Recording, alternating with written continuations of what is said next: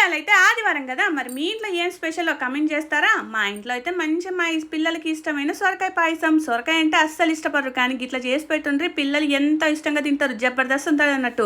ఒక గిన్నెలకు పాలు తీసేసుకొని, ఒక గిన్నెలో కొంచెం బియ్యం కాజు నానబెట్టి పక్కన పెట్టేసుకొని, ఇప్పుడు సొరకాయ పైన తొక్కు తీసేసి మంచి ముక్కలు కట్ చేసుకొని లోపల ఉన్న గువ్వం తీసేయాలి.